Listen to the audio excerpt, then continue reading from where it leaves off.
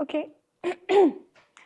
Welcome everybody to this session, one test suite to test them all, where we will see how we can write tests and run them in different environments on emulators, devices, and on Robolectric. And we'll explore this by looking at 3 example applications. The first one will be an application that just has one screen. The second one will be an application that has multiple screens. And finally, we'll look at another application which requires testing outside of the application itself. As for me, I'm Carmen. I've been a software developer for a long time. I won't say the number of years, but I've spent 10 years developing Android applications, and more recently I've been working at Geonymobile on Genymotion SaaS, which is a cloud platform that provides Android emulators. So the testing pyramid, maybe you might be familiar with this. It's not the topic of the presentation, but it's just to give us the context of which types of tests we'll be looking at in this presentation. So we'll be focusing on UI tests. The testing pyramid is an interesting topic. I put a link in the references at the end on an article that talks about that and different shapes of distribution of tests. So let's jump right into the first example. So in this example, we have a screen that has a text on the top, which is a number, and a button that when you click it, it increases the value in the text. A little disclaimer, the examples of the application code here are not necessarily best practice compose. It's just whatever I could fit in a slide. So the example code here for this application, it has integer state, which is a count.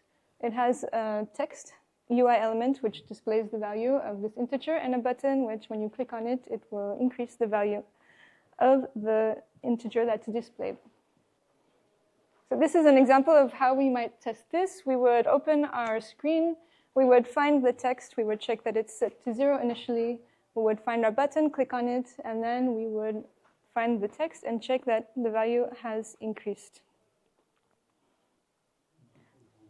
So how could this look like in our test code? This is an example test where we could use the Android compose rule to launch our activity for us. And then we will use the compose rule to find the different UI elements and interact with them. So for example, we would find our text element from the tag and check that it has a value of 0, find the button, click on it, and find the text element again and check that the value is now 1. And there's different ways we can launch this test. We can launch it from the IDE. So in Android Studio, we can click on the play button to run the test. Or if you prefer, on command line, we can use the Gradle task connected Android test, or CAT for short. So what's happening under the hood when we run a test like this on a device or emulator? There's a lot of Gradle tasks that are involved. Here's just a high-level overview split into 3 phases. So the first phase, we can think of it as bytecode phase. We're going to look at all our source code, our Kotlin, our Java. We're going to compile it to bytecode. But it's not just that. We look at our resources, the string resources, images, the different manifest files that are in the different submodules. We'll merge them and process other assets which we may have in the application. That's the first phase. In the second phase, it's APK phase. We can consider it that, where there's phases specific to packaging our code into an APK. So there's a DEX phase where we transform our classes into DEX format for the APK. And in this phase, we create 2 APK files. One is our application, and the other is a test APK. And inside the test APK, we have all our test code. And we install these 2 APKs to the device. And then in the final phase, we execute the tests. So this is the life cycle of an application during a test suite. So we have several test functions that are run. At the beginning of the execution, an Android application instance is created. And this same Android application instance is alive for the duration of the test suite. So if we have multiple test functions, they're sharing the same Android application instance. And this can introduce some challenges, as we would like our test functions to ideally be independent. We don't want to have dependencies. For example, if this function saves some data in the database, we don't want that data to be in the database at the beginning of the next test function. So the kind of data that we would like to be sure is independent in our tests, we have data that's persisted to the disk. So database, shared preferences, maybe some flat files. We may have some data that we've stored in memory, scoped to the application. And so we need to be sure we clean this up between each test function, and there's a few approaches to do that.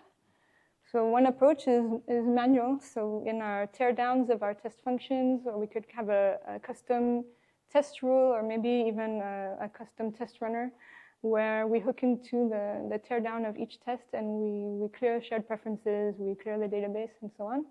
If we don't want to manage that ourselves, we can use Android Test Orchestrator, which is a testing tool from Google, which runs the tests in a slightly different way. By default, Android Test Orchestrator, it's going to create a new application instance for each test function. How does it do that? It launches your activity and then it kills it after each test function. That solves any issues of data that may be stored in memory. However, we still have potentially shared preferences and other data stored in disk. And to clear that between tests, there's an option which is called clear package data, which is basically the equivalent of going into the system settings for your application and doing clear data from there. And so it'll do that between each test. So with that, it ensures that you have a clean scope for each test, no dependencies between tests. However, that can slow down the execution of the test run. So what is Robolectric and how can it help us? Robolectric is basically a big fake of the Android framework. And by fake, it's a testing term. It's an implementation of the Android framework that is good enough for tests, but could not be used for production. And by the description on the Robolectric documentation themselves, they say that it works by creating a runtime environment that includes the real Android framework code, which is true to an extent. It's not all the real Android framework code. For example, any code that is written in C++, it's native code. It's re-implemented in Java, and it's a very limited, stripped-down version of an Android environment. For example, you don't have the system services, you don't have system applications. And how does it help us to run tests? The tests run on the Java virtual machine, so they do not run on an external device or an emulator. They run on the computer in which you run the Gradle task that will execute the tests. And this allows the tests to execute much more quickly, and with a trade-off that we lose a bit of the fidelity of the real Android environment. Since it's a fake of the Android environment, it's a very stripped-down version, we're farther from the real user experience. So we trade off speed with a more realistic testing environment. So when would we want to use such a tool like Robolectric? It depends, but this is some ideas. For example, when you need fast feedback in pull requests, for example, when you open a pull request and you want to have your test suite run, but you don't want to wait an hour or half an hour for the whole test suite to complete, if you run the test on Robolectric, you'll have feedback much more quickly, which is good for quicker iteration. However, you don't want to eliminate testing on devices because you need to be able to test in more realistic environments. So, for example, you could run your tests on devices or nightly builds or before doing a release, for example.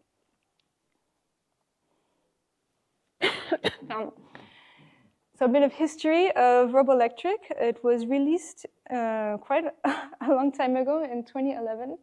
The first interesting milestone for what we're going to talk about here was in 2018. In Google I/O, they mentioned Project Nitrogen, and there was a blog article that was published that introduced this concept where you could write your tests once and run them anywhere. And so run your tests to run in both devices and on Robolectric. In 2021, in Google I/O, there was a video that introduced the Unified Test Platform. And they mentioned in passing that this was previously known as Project Nitrogen. So it seems like the replacement. However, the Unified Test Platform is really focused on device testing. They introduced Gradle managed devices, for example. So if we want to use Robolectric in our project, there's a couple of setup to do in the app Gradle file. The first is in the test options for unit tests to include Android resources. That will allow us to have the Android resources available when we run unit tests. And finally, there's dependencies we need to add. So if you've already written tests to run on devices, you probably already declared dependencies in the Android test implementation section. For example, the unit test, JUnit extensions, or Compose testing SDK. We will now have these dependencies also in the test implementation part of the Gradle file. And of course, the dependency on Robolectric itself. And this is the exact same test that we saw before. It's just a reminder of what our test code looks like. And so the question is, how can we now run this on Robolectric? Before we get into that, we'll see. Oh, sorry. In the Project Nitrogen article, they mentioned to run the test. They say you've already written a test that runs on devices. If you want to run it on Robolectric, you copy it and paste it into the unit test source set. So we're going to see how to not copy things, but we'll start like this. So we copy the file into the unit test source set. And then how can we run it? We can run it by clicking the Run Test button in the IDE, or if you prefer the command line, we can use the test debug unit test Gradle task. And now we can compare what happens under the hood. So above is what we saw when we run a test on a device. Now when we run a test using Robolectric, the steps are a bit different. So it's split into 3 phases. The first phase is pretty much the same as when we were running the tests on devices. It's the second phase where things start to get different. So we no longer need to build an APK file.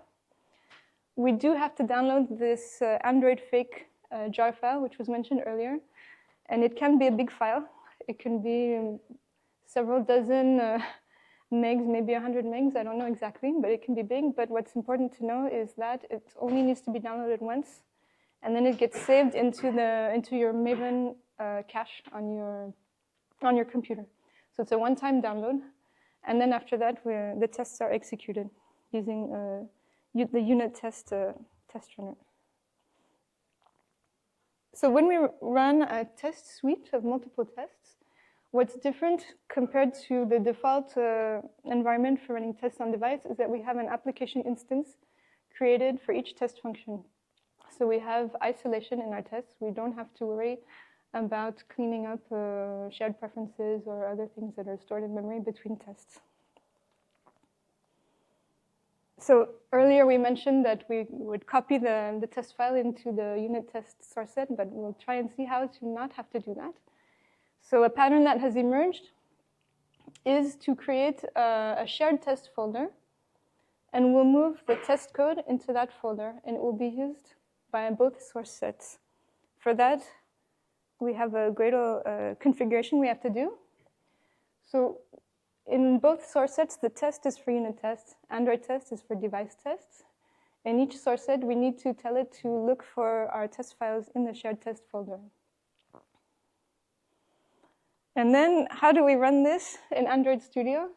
Well, since 2022, there's issues with this, and there's an issue open on the Google issue tracker. Previously, you could click on the button, and I don't remember if it ran it on devices or on the JVM, but now this just doesn't work. And there's an issue on the Google issue tracker, and the discussions in that tracker, they mentioned that it's no longer supported in Android Studio to have the same files used by multiple source sets. So there are workarounds, and none of them are satisfying. So the first workaround is, well, we can run the tests on the command line, and that's a good news for CI. So this issue is only with Android Studio, so we can continue to run the tests on the command line. And for that, if we want to run them on device, we would use the connected Android test or cat Gradle task. And if we want to run them on Robolectric, we use the test debug unit test task. And in either case, we can either run the whole test suite or specify a package or a class or a specific function. However, if you don't want to be using the terminal all day, we can still run the tests in the IDE. However, instead of clicking on the green triangle next to the test function, it's a bit more setup required.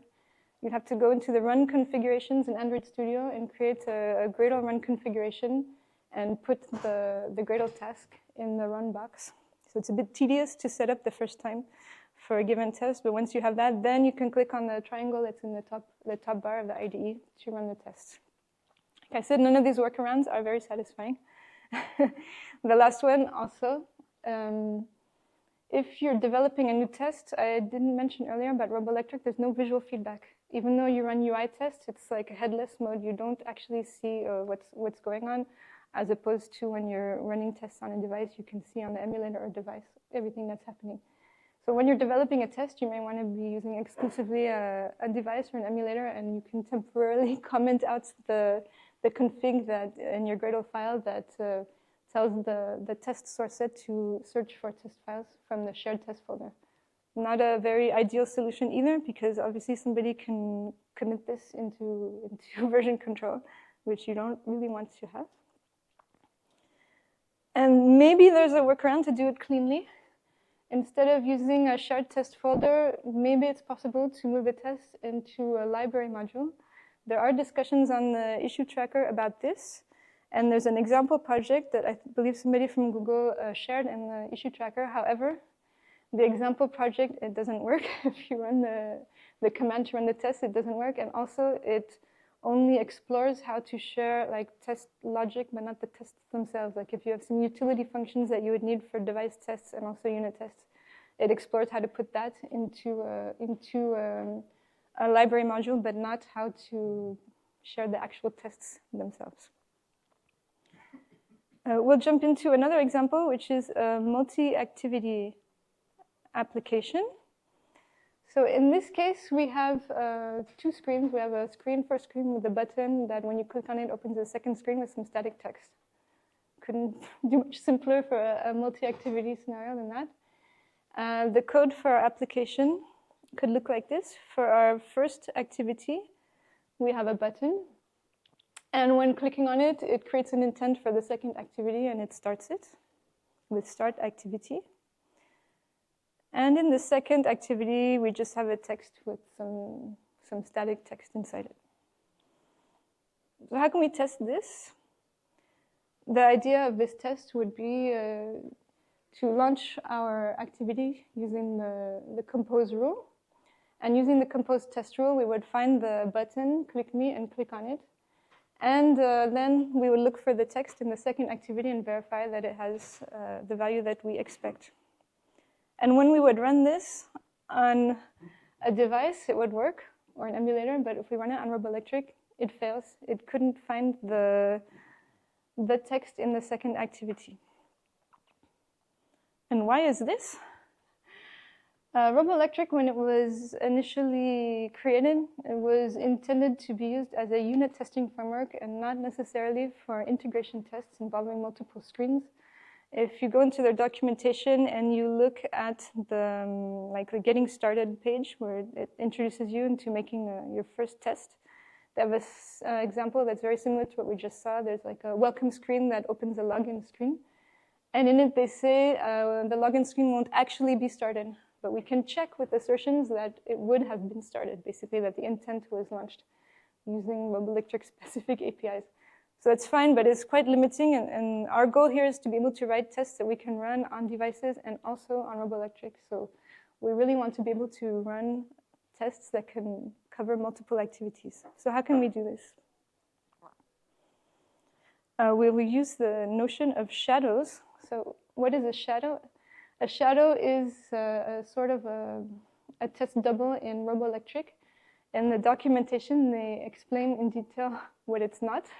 They're not proxies, they're not fakes, they're not mocks, they're not stubs, but they take some elements of all of these.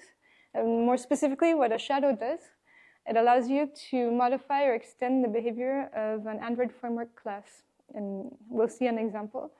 But how are they loaded? So when you're running a test, at some point during the execution of the test, if there's an Android framework class that needs to be instantiated, the Robolectric test runner will see if there's any shadows configured for this class, and we'll load the shadow as well. So we look at an example of what a shadow might look like. Sorry, this example is in Java. It's because it comes from the Robolectric SDK itself, which is written in Java, but it's a very simplified example I'll show here. So there's two annotations that are important when we're writing shadows. The first one is implements. In implements, we declare which Android framework class our class is going to be extending the behavior for. So here we say our shadow log will be customizing the behavior of the Android log class.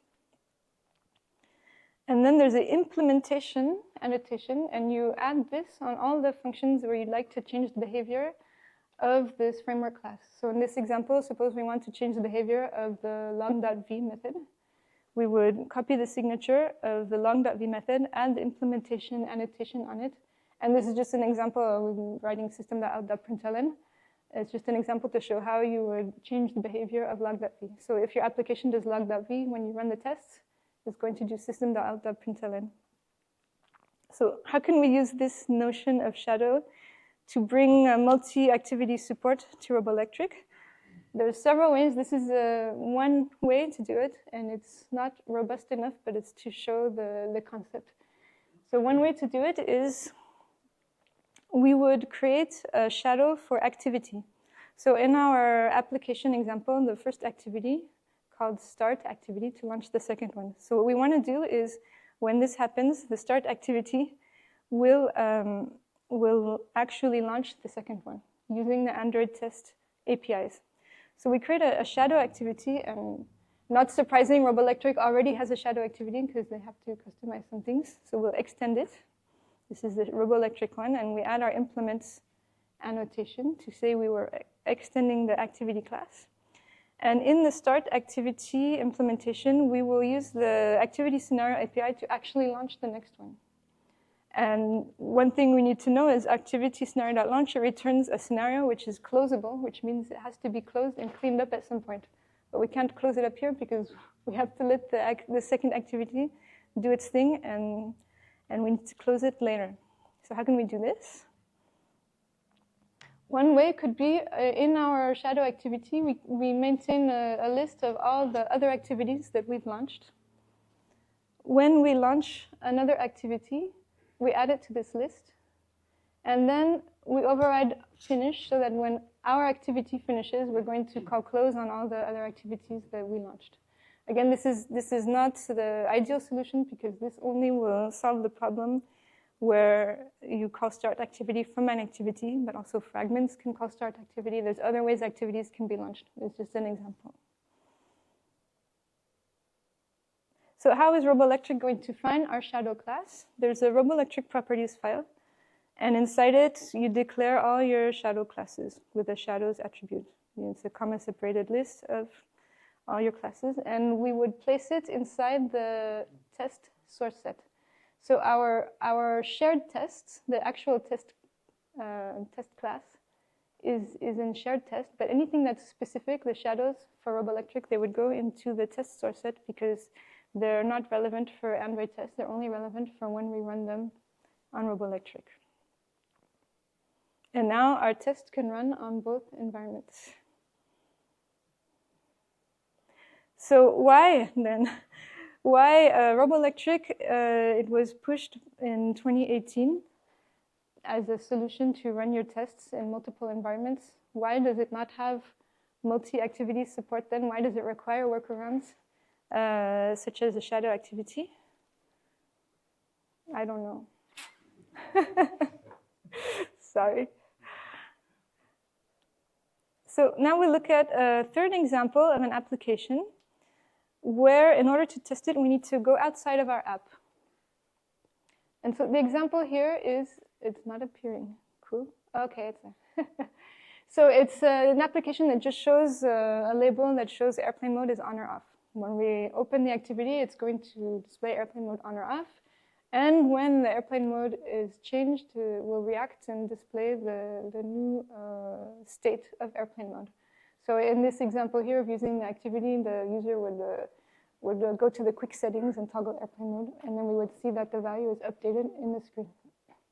So an example test scenario we could imagine is we launch the app, we turn on airplane mode, we verify that the text says airplane mode on, we turn off airplane mode, and we verify that the text says airplane mode off.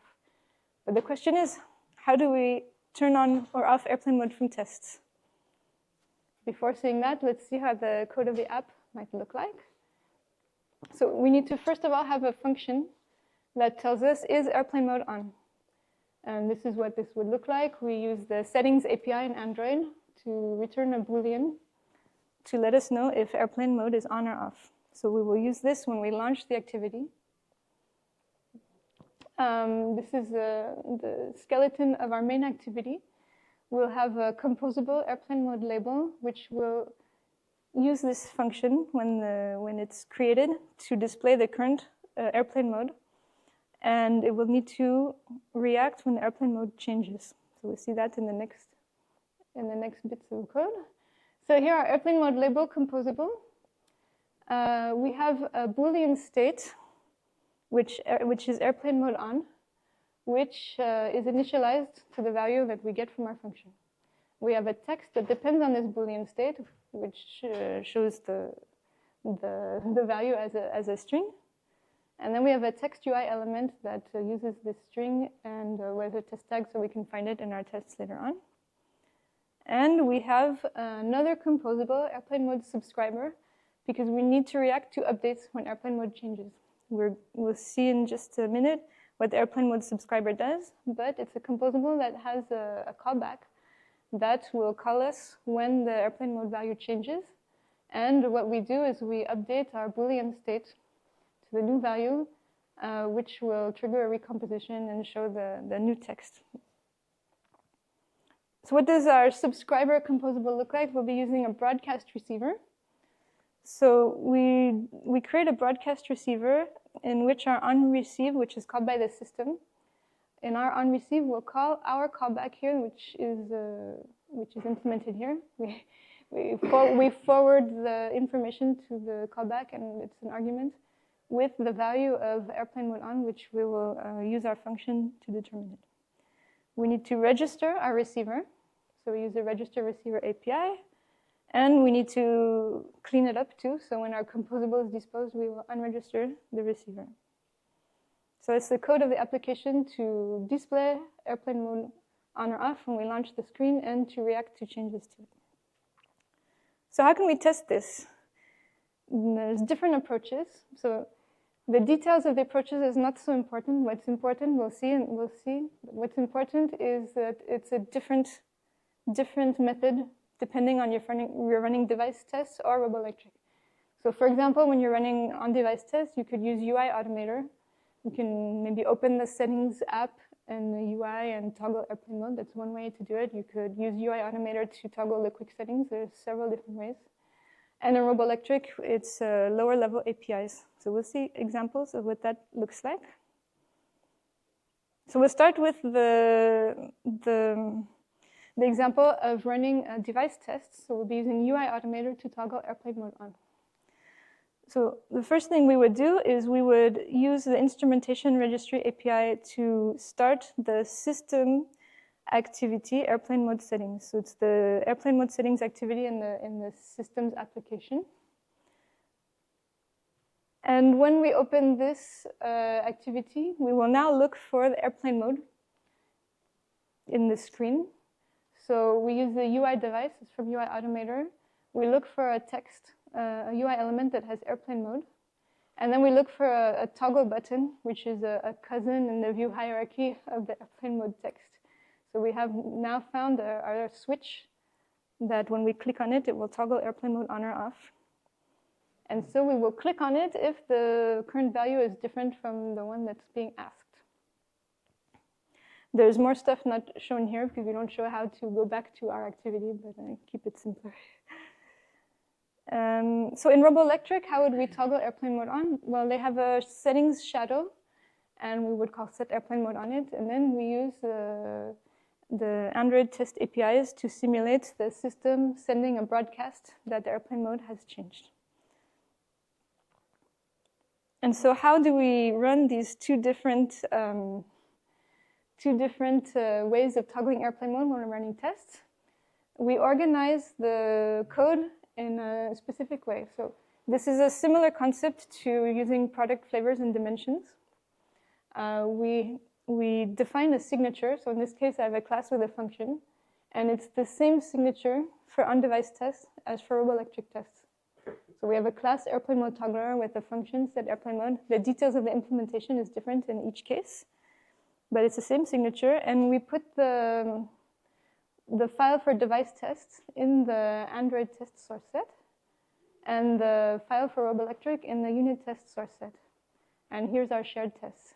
And when we run the shared test, depending on which environment it's in, it's going to pick up one or other of the implementations for toggling airplane mode. So this is what our test could look like. We use a compose test rule to launch our activity. We instantiate the airplane mode toggler, and so the one that's actually going to be returned here, it depends on the test environment in which we're running. It's either going to be the Robolectric one or the one using UI Automator.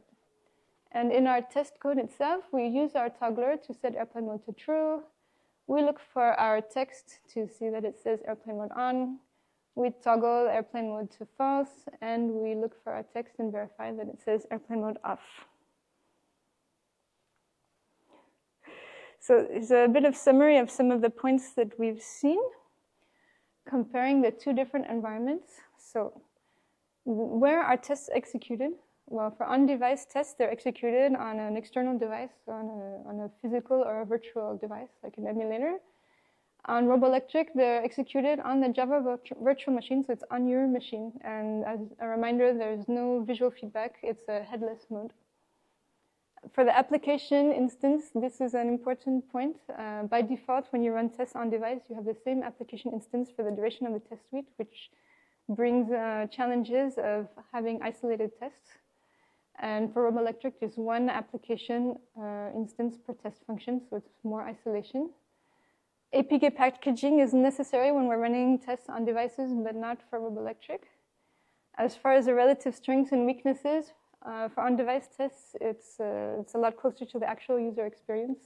For Robolectric, it's a lot faster. And for the weaknesses, well, the weakness for on-device testing is the opposite, and the strength for Robolectric, it's slower.